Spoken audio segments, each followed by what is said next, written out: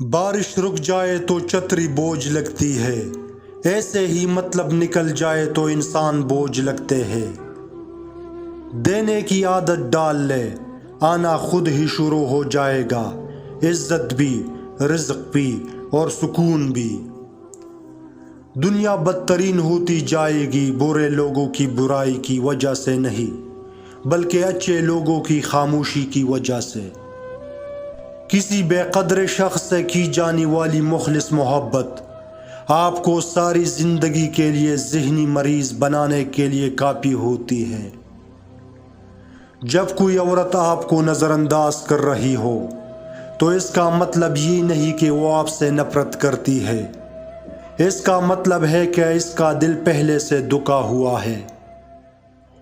مرد جب عورت کو کھو بیٹھتا ہے تب اسے قدر ہوتی ہے، لیکن تب تک عورت کے دل سے اتر چکا ہوتا ہے۔ مجھے ان اندھوں پر بہت ترس آتا ہے جنہیں اپنی غلطی نظر نہیں آتی۔ میری ہمتیں ابھی بھی جھکی نہیں، میری حوصلے ابھی بھی بلند ہے۔ مجھے ہار جیت سے غرض نہیں، میری جنگتی سو میں لڑ گیا۔ اگر آپ کا عقیدہ آپ کو کسی انسان سے نفرت سکھا رہا ہے تو جان لیجئے کہ آپ غلط جگہ کھڑے ہیں۔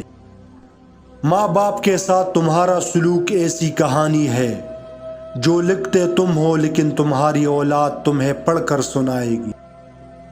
زندگی جینے کے دو ہی راستے ہیں، بھول جاؤ انہیں جن کو معاف نہیں کر سکتے، اور معاف کر دو انہیں جن کو بھول نہیں سکتے۔ تعلق کی مضبوط دیوار کی بنیاد میں ہمیشہ کسی ایک فرد کی انا دفن ہوتی ہے۔ کبھی کبھی انتظار اور انتظار کرنے والا دونوں ختم ہو جاتے ہیں۔